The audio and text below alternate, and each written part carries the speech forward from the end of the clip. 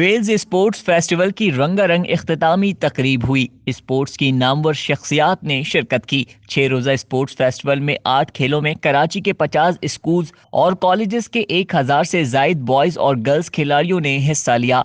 Wales college के chairman Wahaj Hussain का आइंदा साल गेम्स में इजाफा और अंदरूनी सिंध तक ले जाने का ऐलान किया। कौमी फुटबॉल टीम के कप्तान सद्दाम हुसैन, इंटरनेशनल फुटबॉलर जफर इकबाल, सलीम पटनी, सिंध और कराची फुटबॉल एसोसिएशन के ओहदेदारान, कोचेस ने कामयाब खिलाड़ियों में ट्रॉफियां, शील्ड्स, मेडल्स और सर्टिफिकेट तकसीम किए। टग of war, basketball, futsal, throwball, archery, cricket, football, table tennis के अंडर 17 और अंडर 19 के टूर्नामेंट्स में स्कूल और कॉलेजेस के खिलाड़ियों ने अपनी सलाहियतों के जौहर दिखाए।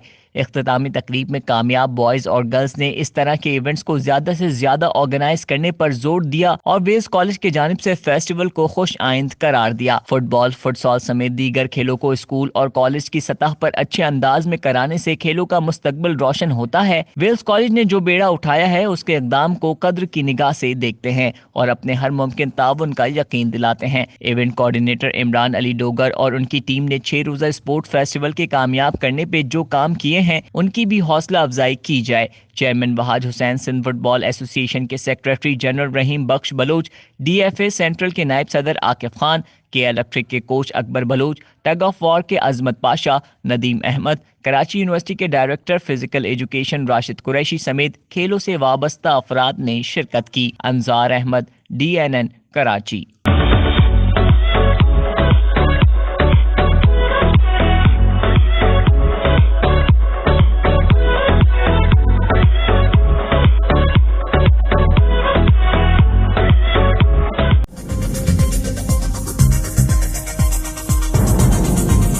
न्यूज़ से अपडेट रहने के लिए हमारे चैनल को सब्सक्राइब करें और बेल आइकन पर क्लिक करें।